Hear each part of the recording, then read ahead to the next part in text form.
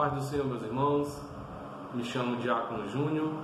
Estamos aqui mais uma oportunidade de poder estar junto com os irmãos, ministrando mais uma EBD, Escola Bíblica Dominical. Para quem não conhece, eu sou aqui da Igreja de Parque São Salvador, que se localiza aqui na Serrinha, Ministério Fortaleza, que tem como presidente nosso pastor Newton Moura Freitas. Nós desde já somos gratos a essa oportunidade de poder ministrar nessa manhã, mais uma escola bíblica dominical, mais uma lição do livro dos jovens, que é a terceira lição do livro dos jovens, que tem por tema preparativos para a conquista. Ou seja, esse tema do livro dos jovens, ele está baseado lá no livro de Josué. Vai ser o tema todo, o livro, a revista toda completa vai ser baseada no livro de Josué, que está aqui, para quem não conhece. Esse é a revista dos jovens, que tem por o tema, por o título desse segundo trimestre de 2020, Tempos de Conquista, Fé e Obediência, no livro de Josué, esse grande homem de Deus. Então nessa manhã nós queremos dar aqui continuidade na terceira aula, na terceira lição. E antes de poder ministrar essa aula, quero eu aqui agradecer essa oportunidade ao nosso pastor Newton. Quero agradecer também ao nosso superintendente Diácono Wilton, que nos deu essa oportunidade, que nos confiou de estar aqui nessa manhã ministrando mais uma aula para os jovens, para a Igreja de Cristo, para a Igreja eleita. Amém. Então, antes de dar início, queremos aqui fazer uma pequena oração para que o Senhor venha nos abençoar nessa manhã. Amém? Soberano e eterno Deus, muito obrigado, Senhor, por essa oportunidade de estarmos aqui mais uma vez, mais uma oportunidade de ministrar, meu Senhor, essa lição, essa aula, que é a Escola Bíblica Dominical. Venha abrir as nossas mentes, venha nos capacitar e venha derramar da Tua graça nessa manhã, e que possa ser uma bênção para os Teus servos que irão ouvir essa mensagem, que irão ouvir essa aula. Então, no primeiro e último lugar, é o que eu te peço e já te agradeço. Amém. Então, como eu falei, terceira lição do livro dos jovens, que tem por título Preparativos para a Conquista. É um tema muito importante, um tema muito interessante, seguindo aí a linha da lição 1, da lição 2, e aqui nós já estamos na lição 3, que vai ser o preparativo para poder entrar na terra prometida, o preparativo para poder seguir até a cidade de Canaã, a qual o Senhor prometeu. E nós vamos ver aqui que preparativos são esses, Nós vamos ver aqui aquilo que o Senhor falou para Josué, para ele se preparar com o povo para poder chegar até o foco, até o objetivo, que era a terra de Canaã.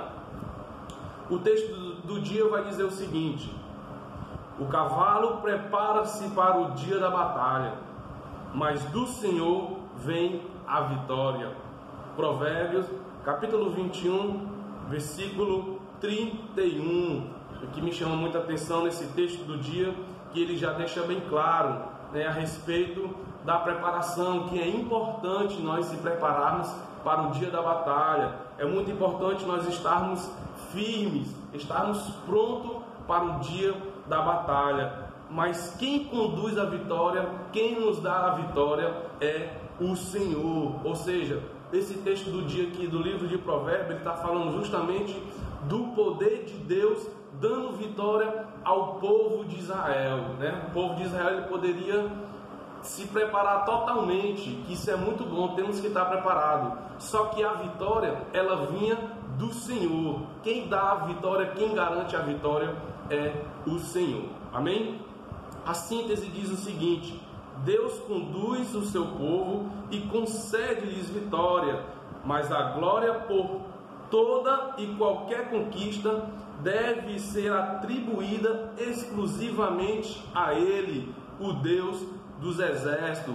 Ou seja, essa síntese aqui é só uma confirmação do texto do dia, que nós preparamos para a vitória, nós preparamos para a batalha, mas quem nos conduz à vitória é Cristo, e nós precisamos atribuir a isso, dando glória e honra a Ele, ou seja, toda a honra e toda a glória é dado ao Senhor, porque é Ele que nos dá e nos garante a vitória. Amém? Eu quero aqui também trazer os objetivos específicos desta lição, que tem 3 objetivos aqui muito importantes. Primeiro, mostrar quais os preparativos que Josué determinou ao povo para a conquista. Segundo, explicar a respeito da necessidade de conhecer o ambiente da batalha, mas reconhecer que sem a intervenção divina nenhuma vitória haverá. Terceira, demonstrar a coragem e a fé de Raabe, a heroína improvável. Ou seja, 3 pontos importantes que nós precisamos atingir nesta lição de número 3 do livro dos jovens. O texto bíblico se encontra no livro de Josué, que vai ser o tema dessa revista, capítulo 2, do versículo 1, 11, 23 e 24. Capítulo 2 praticamente todo, nós vamos estudar o capítulo 1 e o capítulo 2, nós vamos estudar aqui a respeito de Josué, que vai ser o tema dessa lição, os preparativos para a conquista. Então nós não vamos ler aqui o texto bíblico para poder ganharmos tempos, mas creio que os irmãos já tenham lido o livro de Josué, os capítulos do livro de Josué, que é muito importante para esta lição. Então, para não prolongar muito no vídeo, nós iremos aqui pular o texto do dia, certo? Na verdade, o texto bíblico. A introdução ela vai dizer o seguinte: depois de ouvirem as últimas instruções de Moisés, podemos perceber, mediante a leitura bíblica, que os hebreus estavam agora melhor organizados e conscientes de sua missão histórica e mais disciplinados.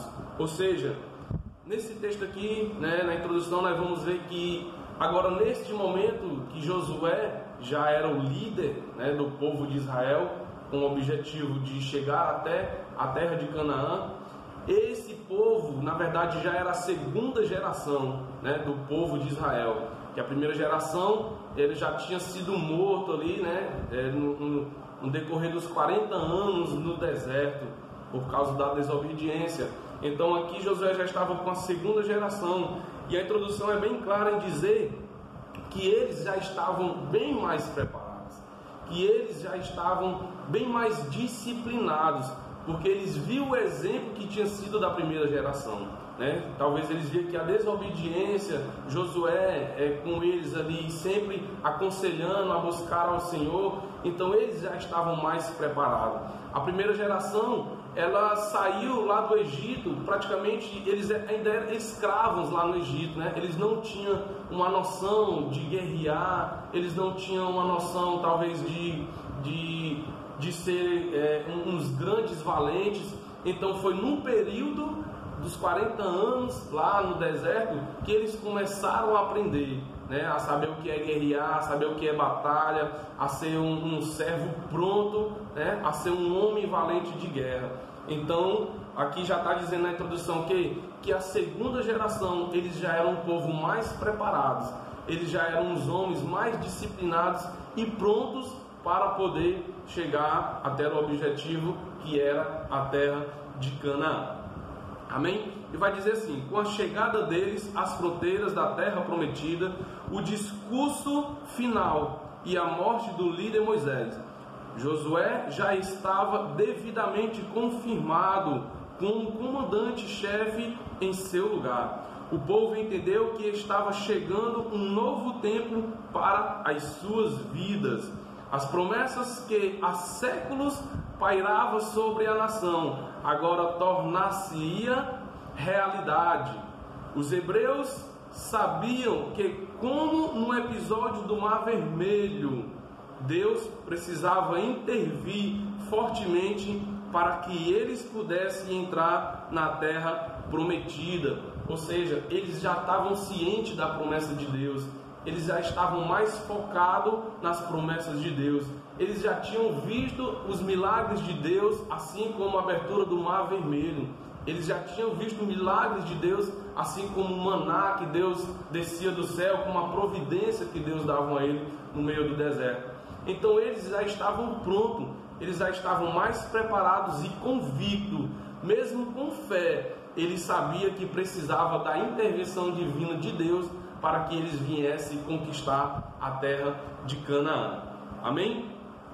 O primeiro ponto vai dizer o seguinte: Josué prepara o povo para a travessia do Rio Jordão. O primeiro tópico do primeiro ponto diz o seguinte: provede-vos de comida. O livro de Josué narra a história da saga dos hebreus rumo a Canaã. Foram 40 anos de muitas lutas, milagres divinos, rebeliões, surpresas e decepções para o povo. Ou seja, o livro de Josué vai narrar justamente no começo do seu livro, nos primeiros capítulos, os preparativos para poder entrar na terra de Canaã, um preparativo para poder buscar um objetivo que é a terra prometida.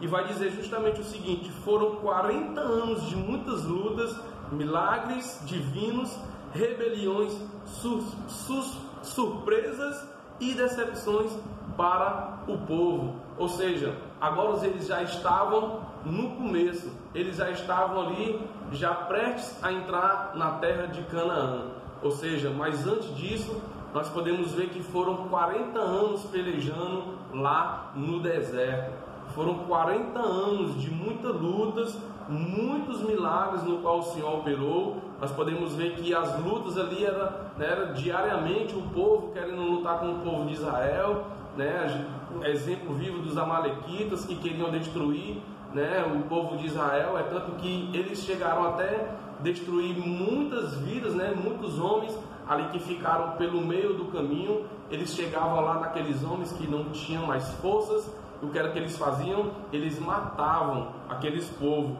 Ou seja, eram muitas lutas e também muitos milagres divinos. Nós podemos ver que milagres divinos que a Bíblia vai dizer no decorrer dos 40 anos do povo ali, no meio do deserto. Era o maná caindo do céu, era uma nuvem, uma coluna de fogo à noite, era uma nuvem que vinha sobre o sol no período da manhã. Ou seja, isso era um milagre divino que Deus mandava para o seu povo, as providências divinas que o Senhor mandava para o seu povo no meio do deserto, no período dos 40 anos no qual eles percorreram. Também temos aqui rebeliões, surpresas e decepções também para o povo. Rebelião nós podemos ver lá no episódio de Arão, no qual Moisés subiu ali para poder receber a lei do Senhor, e o povo viu que Moisés tinha demorado tanto, e ali com a ajuda de Arão, por incrível que pareça, com a ajuda de Arão, que era o sacerdote, o sumo sacerdote, outra hora ia ser escolhido como sumo sacerdote, e com a ajuda dele, eles ali se rebelaram contra Deus, se rebelaram contra Moisés, de uma tal forma que eles fizeram a escolha de fazer um bezerro de ouro para poder adorar. Ou seja, isso era uma das rebeliões no qual o povo de Deus se rebelou contra Deus ali no deserto, ali nos episódios. E nós podemos ver também um episódio que está lá no livro de Números, no capítulo 16, que é aquela rebelião de Corá, Datã e Abirão, no qual queriam se levantar, na verdade se levantaram contra os dois homens de Deus, que eram Moisés e Arão, eles eram totalmente contra, né, as suas vontades, as suas ordens, e ali ele fez com que o povo, né, se rebelasse, fazendo a cabeça do povo, para que o povo viesse se rebelar contra Moisés, contra Arão e contra a vontade de Deus. E nós bem sabemos que a Bíblia vai ser, né, bem clara e dizer que por causa da rebelião de Datã, Corá e Abirão, né, o Senhor ali o mataram, né? O Senhor abriu uma cratera, abriu um buraco e a terra engoliu todos eles por causa da sua rebelião, né? Aí vamos dizer assim, continuando aqui no primeiro tópico, que agora chega ao seu destino grande parte dos milagres, como a travessia do deserto, cessou, como foi o caso do maná, né? Eles estavam ali já prestes a entrar na terra de Canaã. Então o que foi que o Senhor fez? O Senhor cessou o maná, né? E agora eles teriam que comer, né, da terra, do alimento no qual o Senhor prometeu que era da terra de Canaã. Josué reuniu os príncipes do povo e deu-lhe uma ordem com a qual os hebreus não estavam acostumados: passai pelo meio do arraial e ordenai ao povo, dizendo: provede-vos de comida. E eles precisavam de suprimentos e só tinham 3 dias para providenciar tudo. Ou seja, o que nós podemos ver era o seguinte, que Josué ele precisava de auxiliares. Assim como ele foi auxiliar e sucessor de Moisés, ele precisava de pessoas para poder lhe ajudar, para poder organizar, né, todos os preparativos para poder entrar na terra prometida.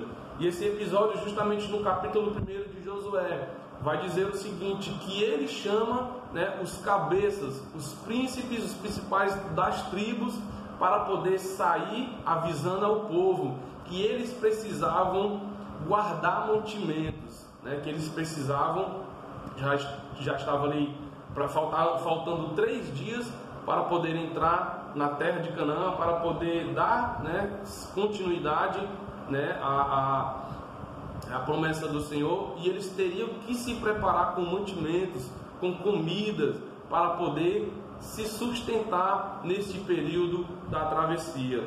E o que me chama a atenção é que Josué ele chama, né, cabeças, líderes da tribos, para poder fazer, né, essa tarefa, para poder organizar essa tarefa no qual o Deus tinha falado, prover de comida, porque o maná naquele momento ele já tinha cessado, né? Na verdade, naquele momento já não tinha mais maná, o Senhor não mandava mais maná no céu, ali já tinha cessado já o maná. Então eles teriam que guardar comidas, mantimentos para o período da travessia do Rio Jordão. Isso me chama muita atenção, que assim como Josué precisava de auxiliares para poder designar uma tarefa importante, né, dentro aqui do contexto do povo, assim também a igreja de Cristo, né? Deus precisa de auxiliares, Deus precisa de pessoas que se levantem para poder ajudar a obra do Senhor. Nesses últimos dias, o Senhor ele quer levantar pessoas, né? Assim como Josué levantou os príncipes das tribos para poder ajudar, para poder cooperar, contribuir. Assim o Senhor nesses últimos dias está precisando de pessoas para poder cooperar na sua obra, para poder fazer, né, a sua obra com excelência e com dedicação. Dando continuidade, ele vai dizer que Josué precisava de auxiliares, pois sabia que, como Moisés, também não poderia resolver tudo sozinho. Os príncipes das tribos foram excelentes ajudantes, o que nos mostra que quando Deus quer fazer algo significativo no meio do seu povo, ele separa e prepara cooperadores. Ou seja, vai dizer justamente o autor, né, da revista aqui, vai dizer que Moisés também nunca fez nada só. Ele sempre precisava de cooperadores, de auxiliares, para estar ali do seu lado, assim como Josué, assim como Arão, assim como Ur. São pessoas que estavam no seu lado para poder desempenhar uma tarefa dentro da obra do Senhor, né? Ou seja, o Senhor ele prepara, o Senhor ele separa pessoas para designar esse papel, essas tarefas dentro da obra do Senhor. Então, nesses últimos dias, o Senhor quer levantar pessoas, né, auxiliares para poder ajudar na sua obra. Primeiro ponto, segundo tópico, convoque as tribos. Muito importante esse ponto aqui. Vai dizer o seguinte: os guerreiros da tribo de Ruben, Gade e a metade da tribo de Manassés deveriam ser convocados para atravessarem o Jordão e lutarem também pela herança de Deus, mas uma parte ficaria para proteger as mulheres, crianças, bem como os patrimônios que estavam na Transjordânia. Esses homens deixaram tudo e partiram para a guerra a fim de conquistar aquilo que o Senhor havia prometido. É muito interessante nesse ponto aqui que Josué ele convoca, né, essas tribos, ou seja, as tribos de Ruben, Gade e a metade da tribo de Manassés. E uma referência que me chama muito importante, que me chama muita atenção, que é muito importante, que está lá no livro de Números, no capítulo 32, a partir do versículo 1. O que é que vai dizer essa passagem? Essa passagem vai dizer que ali ainda era Moisés que estava na liderança do povo, né? E ali Moisés dando as coordenadas de como seria, né, os preparativos, de como seria tudo para poder chegar na terra prometida. E chegam até a ele, chega até Moisés, justamente a tribo de Ruben, de Gade e a meia tribo de Manassés. E eles não queriam atravessar o rio, né? Eles pediram Josué, eles estavam ali na terra de Gileade, né? Que era uma terra produtiva, uma terra que tinha muito gado, muita ovelha, né? Que era muito próspera. Eles tinham patrimônio naquela terra ali e eles pediram, né, a Moisés para não atravessarem o rio Jordão, para não ir junto na batalha, porque eles queriam ficar com as suas esposas, com seus filhos, com seus patrimônios que tinham deixado ali na terra de Gileade.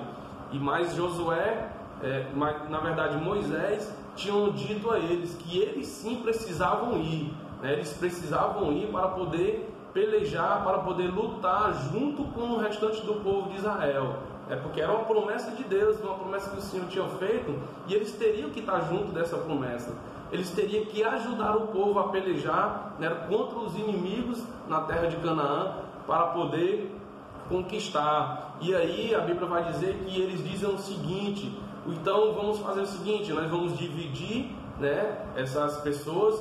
Eu preciso que uma parte dessas pessoas vão para a guerra, né, precisam se preparar para atravessar o rio Jordão e pelejar com o povo, a favor do povo, e a metade dos outros homens fiquem, né, como guardas, protegendo os gados, protegendo as esposas, as mulheres, né, protegendo os seus patrimônios.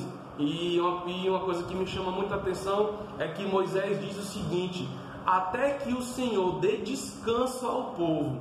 Ou seja, o que me chama a atenção é até que o Senhor dê toda a terra prometida, né? Que conquiste toda a terra. Aí sim vocês podem voltar, né? E ficar lá nas terras no qual o Senhor deu por herança, que é ali a terra de Gileade. Ou seja, foi justamente isso que aconteceu. Eles atravessaram, né, a tribo de Ruben, de Gade e a meia tribo de Manassés. Eles atravessaram o rio Jordão, pelejaram com o povo, né? Foram ali muitos inimigos, né? Eles destruíram, homens valentes, e até que o Senhor desse terra por terra, até que eles conquistassem terra por terra. E a partir do momento que o Senhor deu descanso a eles, aí sim eles retornaram para a sua terra, né? Lá que o Senhor tinha prometido, junto com suas mulheres, com seus filhos, seus gados, os seus patrimônios. E assim eles puderam ter descanso naquela terra. Muito importante essa passagem aqui, né, que se encontra lá em Números, capítulo 32, a partir do versículo 1. Primeiro ponto, terceiro tópico: seja fiel ao comandante. O povo estava abastecido de víveres, todas as tribos estavam reunidas. O líder tinha a bênção de Deus, mas ainda faltava algo, uma demonstração sincera de fidelidade e submissão do povo ao novo chefe. De nada adianta ter uma bela estratégia e um formidável exército se as pessoas não estão dispostas a obedecer ao guia. Este é um dos segredos da arte da guerra. Ou seja, esse ponto aqui ele vai nos lembrar da obediência que o povo tinha para com Josué. O povo ali já reconheceu que Josué tinha sido levantado como um grande líder, e ele vai dizer justamente, o autor da revista, né, foi muito feliz em dizer que não adianta você ter um exército preparado, você ter tudo preparado, ter homens valentes, homens de guerra, mas ter um grande líder, né, do exército, mas se o povo não obedecia, mas se o povo não estava junto ali com o líder, né, um só propósito, que era chegar até a terra prometida. Então o que é que ele vai dizer? Seja fiel ao comandante. Então aqui que me chama a atenção era que o povo, ele reconheceram que Josué era o líder, e eles sim obedeceram totalmente ao seu líder, né? Eles estavam junto totalmente com o seu líder ali para o que der e vier. É tanto que ele vai dizer aqui na referência, lá no livro de Josué, no capítulo 1, do versículo 16. Vamos ver o que é que ele vai dizer aqui. Livro de Josué, capítulo 1, versículo 16. Então responderam a Josué dizendo: tudo quanto nos ordenastes faremos, e onde quer que nós enviares, iremos. Como em tudo ouvimos a Moisés, assim te ouvimos a ti. Tão somente que o Senhor teu Deus seja contigo, como foi com Moisés.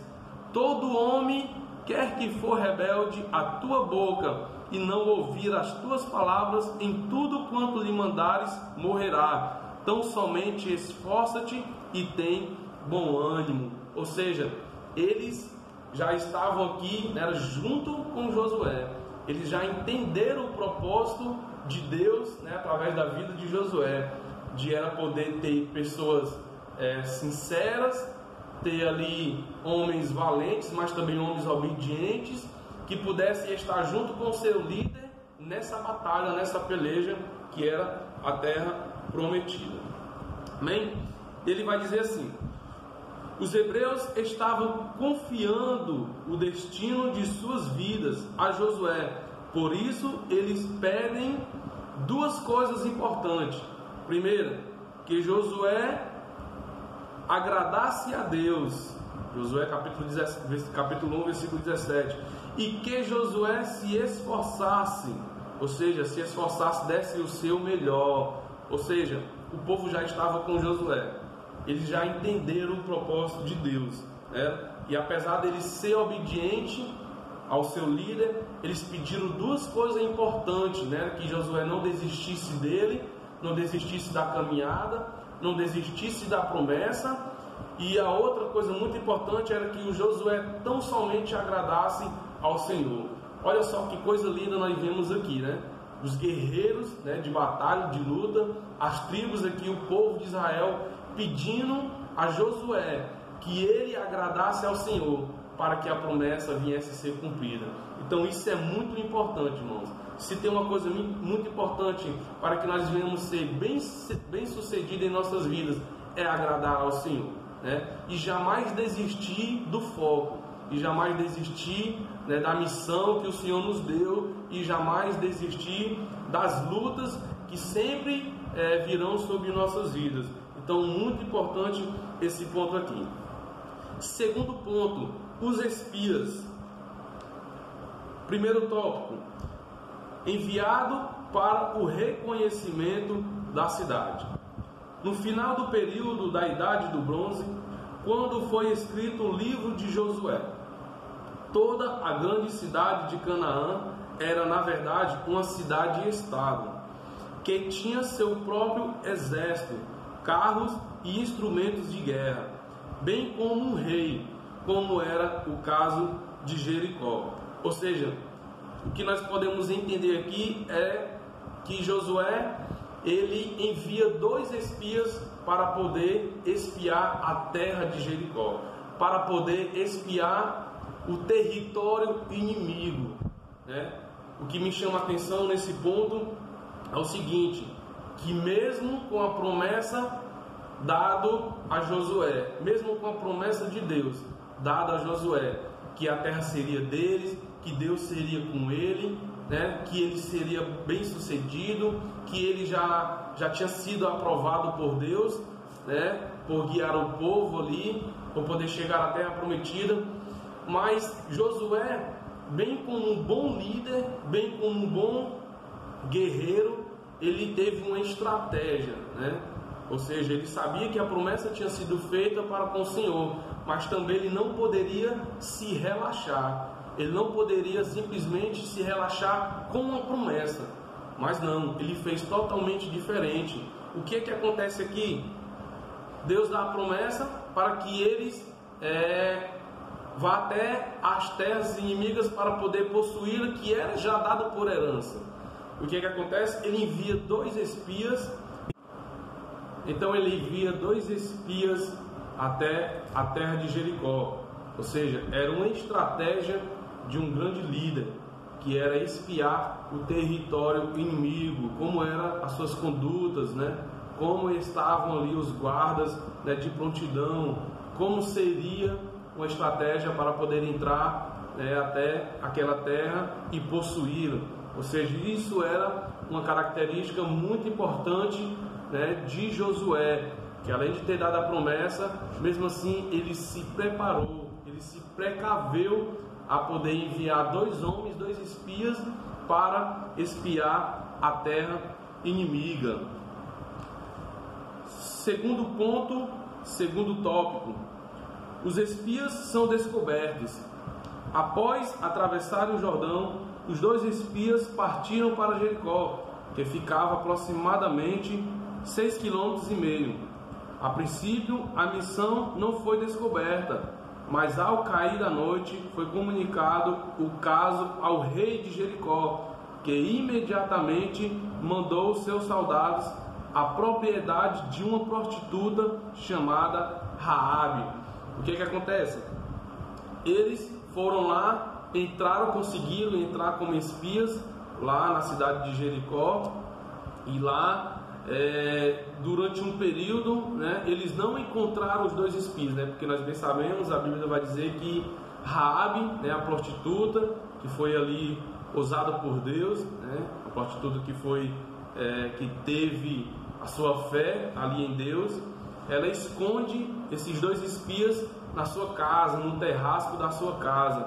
Então o rei ali de Jericó manda os seus soldados ir até a sua casa, né, para saber se esses 2 homens estavam lá. Mas elas teriam guardado, elas teriam protegido aqueles 2 homens, né, das mãos dos soldados de Jericó. Ou seja, foi uma ação muito bonita, no qual essa mulher, que era prostituta, né, nós sabemos do contexto que haviam vários homens iam até a sua residência, né, várias pessoas estrangeiras iriam até a sua residência, por ela ser prostituta, né, por ela ser uma mulher da vida.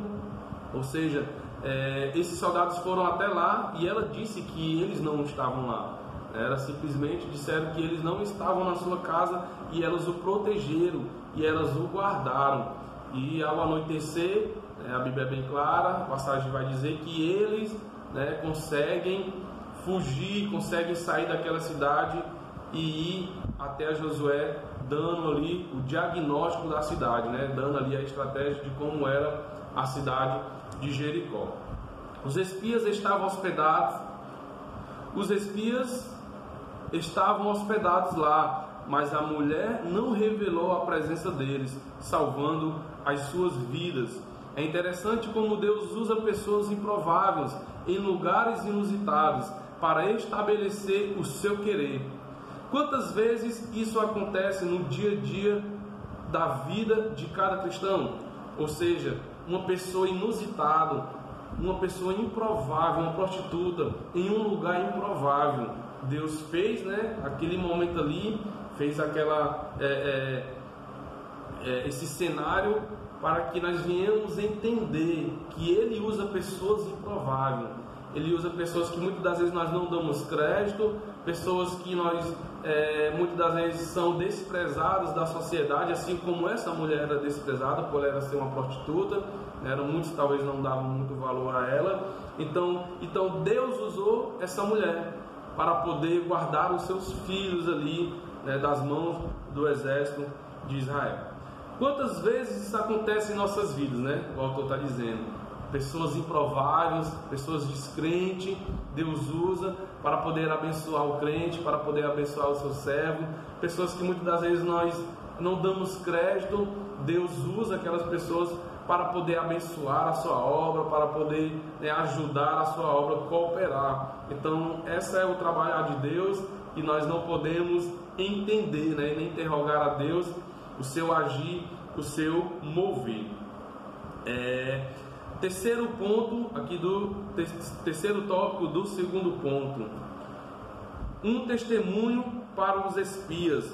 Ao falar com os espias, Raabe revela ter mais fé do que eles próprios. Bem sei que o Senhor vos deu essa terra. Josué capítulo 2, versículo 9. Ela ainda acrescentou: o Senhor vosso Deus é Deus em cima dos céus e embaixo da terra. Ou seja, mesmo ela sendo ali uma mulher da vida, mesmo sendo uma prostituta, ela acreditou, ela teve fé em Deus. Mas o porquê dessa fé? Nós podemos entender o porquê. Porque eles lá na cidade de Jericó, lá já dentro da muralha ou da cidade, eles ouviam falar dos milagres, do Deus de Israel, dos milagres que Deus fez no meio do deserto, lá no período dos 40 anos no deserto. Eles ouviram falar que aquele era um povo eleito de Deus, era um povo que o Senhor protegia. Ou seja, então ali ela teve a sua fé em dizer que Deus do Israel era um Deus grande, um Deus forte, um Deus que estava nos céus, que estava debaixo da terra, que era um Deus poderoso. Então talvez eu fique imaginando os espias como ficaram quando essa mulher falou isso para eles, Ou seja, grande era a sua fé. E vai dizer o seguinte: para a bênção ser completa, ela acrescentou uma informação valiosíssima que serviria de fortalecimento da fé do exército de Josué. Olha o que ela vai dizer aqui, lá em Josué capítulo 2: o pavor de vós caiu sobre nós, e em ninguém há mais ânimo algum. Ou seja, isso já era uma estratégia para o exército de Deus entrar forte naquela cidade, porque ele vai dizer que, ou seja, o pavor do povo de Israel já tinha caído sobre eles lá em Jericó, que eles ouviam falar dos milagres do Senhor, eles já tinham ouvido falar das providências do Senhor, das batalhas que Deus de Israel dava ao seu povo. Então ela dá esse ponto muito importante para os dois espias, ou seja, praticamente ela dizia que o povo lá já não tinha mais ânimo para nada, porque logo eles sabiam que aquela terra seria conquistada pelo povo de Israel, que logo aquela terra seria invadida pelo povo de Deus. E ali ela praticamente pede misericórdia, ao guardar aqueles homens, ela pede misericórdia para que ela, com fé, pede misericórdia para que quando eles invadissem a terra de Jericó, eles pudessem guardar ela e toda a sua família. Não é isso? Então a Bíblia vai dizer que justamente eles guardam ali a vida daquela mulher, ao entrar em Jericó, ao poder as muralhas ali são derrubadas, né? Pela intervenção divina de Deus, eles entram, destroem a cidade e eles tão somente guardam Raabe, né, e sua família. Amém? Vamos aqui para o terceiro e último ponto. Diz assim: Raabe, uma heroína da fé. Primeiro tópico do terceiro ponto: uma mulher de fé. A figura de Raabe surgiu de modo inesperado na história dos hebreus, para demonstrar que Deus é soberano. Raabe tinha uma vida promíscua em Jericó, mas o Senhor a resgatou e fez sua vida um instrumento em suas mãos. Ou seja, vai dizer justamente sobre essa mulher, esse terceiro ponto. Ela era uma heroína da fé. É tanto que ela vai ser citada lá nos Heróis da Fé, no livro de Hebreus, capítulo 11, né? Por ela ter fé, né, e ter guardado ali os espias, ela foi ali acrescentada, foi lembrada como heróis da fé. E não só isso, né? Deus o resgatou, Deus restaurou a sua vida, a sua família, de uma tal forma que ela entra na linhagem, né, de Jesus. É bem incrível, né, esse contexto, mas é muito importante, é muito lindo que uma outra hora uma mulher que tinha uma vida promíscua, né? Ou seja, o que significa isso? Ela se destacava pela a imoralidade, a prática de maus costumes ali naquela cidade. Ela era uma mulher praticamente, era uma prostituta, ou seja, por causa das suas práticas, né? Da prostituição, da imoralidade, que ela se deitava com vários homens. Outra hora Deus o resgata, né? A oportunidade que teve, Deus resgatou ela porque ela usou da sua fé. Olha qual a importância da nossa fé, né? A fé, ela move montanhas. A Bíblia vai dizer que sem fé é impossível agradar a Deus.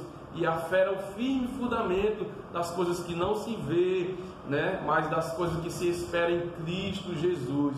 Ou seja, ela usou a sua fé, e por ela ter sido uma mulher de fé, ela foi citada no livro de Hebreus como um dos heróis da fé. E ela entrou na linhagem de Jesus, né? Ela se casa com um homem judeu, da tribo de Judá, na verdade, né? E aí ela gera um filho chamado Boaz, que futuramente esse filho seria esposo de Ruth. Olha só que interessante, né? Ou seja, uma mulher prostituta que agora já estava na linhagem, entrando na linhagem de Jesus. Muito bonito esse contexto, né? Depois da queda de Jericó, Raabe casou-se com um homem de Judá e gerou um filho, Boaz, o qual posteriormente casou-se com a moabita Ruth, assumindo sua geração, a linhagem real, vindo a tornar-se excedente do Senhor Jesus. Ou seja, só para confirmar aquilo que eu estava falando, né?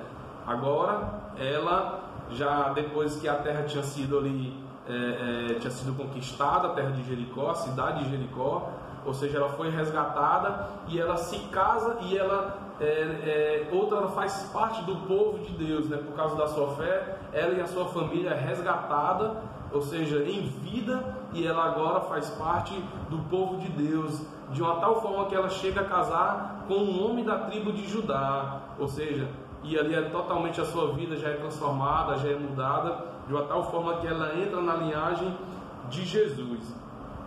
Segundo tópico do terceiro ponto: uma mulher de estratégia.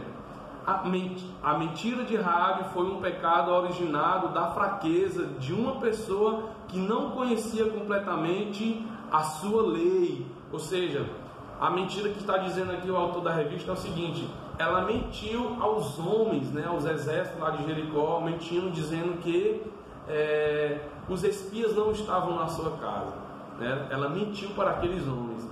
E o que me chama a atenção é que Deus, ele não olha para a mentira de Raabe, né? Apesar de a mentira não ser do agrado do Senhor, nós podemos deixar esse ponto aqui bem claro, que a mentira nunca vai ser do agrado do Senhor.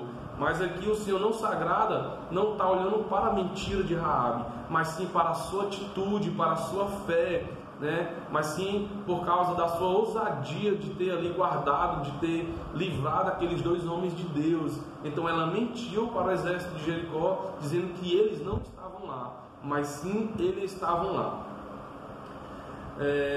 Mas sem mentir, vamos lá.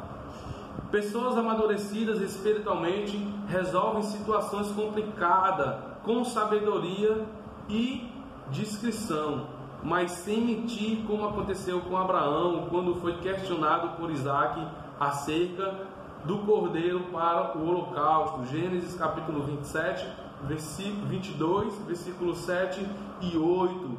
Ou seja, essa passagem vai dizer que Abraão ele não mentiu para seu filho. Ele levando seu filho ali até o Monte Moriá, né, obedecendo a voz do Senhor, que o Senhor queria o seu filho amado com sacrifício. Deus estava ali provando Abraão, né? Não estava testando, ele estava provando a fidelidade, a obediência de Abraão. Ou seja, que levasse o seu filho até o monte ali Moriá para o sacrifício. E chegando lá o seu filho, olha, ela vê tudo preparado lá, as lenhas lá, né, o cenário preparado para o holocausto, para o sacrifício, na verdade. E ele pergunta pelo holocausto, né? Cadê o cordeiro? E Abraão ali não mente, né? Ele vai dizer: o Senhor vai providenciar, né, o cordeiro. Ou seja, então, por causa disso, ali Abraão foi muito abençoado por causa da sua sinceridade. E por Jesus, quando seus irmãos lhe perguntaram se não iria à festa em Jerusalém, Deus abençoou a Raabe, não por sua mentira, mas por sua coragem em fé. Aquilo que eu estava dizendo, né? Ela foi uma mulher abençoada de tal forma, né, que entrou na linhagem de Deus, de Jesus, não por causa da sua mentira, mas por causa da sua coragem, mas por causa da sua fé em Cristo, né, que ela pôs ali na frente dos homens. Ela teve a sua fé em Deus, dizendo que Ele era o Deus vivo, Deus de Israel, né, que vencia batalhas, que estava sob o domínio nos céus e sobre a terra. Então aquilo chama muita atenção de Deus. Terceiro tópico do terceiro ponto: a mulher do fio de escarlate. A mulher do fio de escarlate. A história de Raabe prefigura um projeto divino que se revelaria séculos depois. Os seus descendentes mais nobres, o Senhor Jesus, o fio de escarlate que pendia sobre a janela de sua casa no dia da invasão em que a forte muralha caiu, apontava para a glória e a salvação, disponível a todos os homens que se arrependessem dos seus pecados. Ou seja, a mulher do fio de escarlate. E que fio é esse, né, que nós podemos entender? Fio de escarlate, o que é isso? E o que nós podemos entender é o seguinte: esse fio de escarlate, ele vem por conta de sua cor, né? Essa história vem por conta de sua cor. É uma cor vermelha escarlate, né? Um vermelho com laranja, uma mistura que dá aquele vermelho mais destacado. Ou seja, esse vermelho, ele representa justamente o que? O sangue de Cristo derramado na cruz do Calvário. E esse fio de escarlate, ou seja, pendurado ali na janela, ou seja, simbolizava o que? A salvação de Cristo que ia entrar ali na casa dela. Quando os homens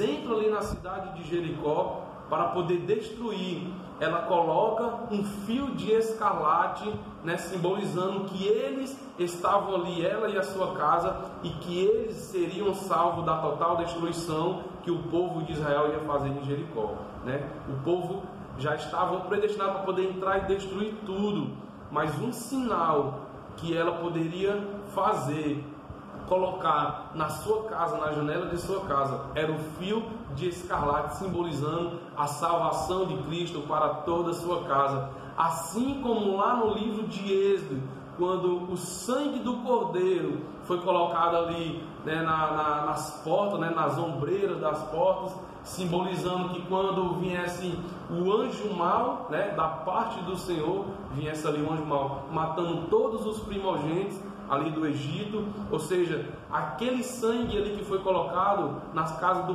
povo de Israel, no povo de Deus, simbolizava a salvação, né? Simbolizava a libertação, ou seja, quando foi colocado aquele sangue ali nos umbrais das portas, era um símbolo que quando viesse passando a destruição, o anjo mau, o povo de Israel seria livre, né? Seria liberto, eles iriam escapar daquela destruição, ou seja, simbolizava também o sangue do Cordeiro derramado na cruz do Calvário, sangue esse que só salva, que só cura, que liberta, que sara todas as feridas, ou seja, esse fio de escarlate que a Raabe colocou na sua porta simbolizava a salvação da sua casa.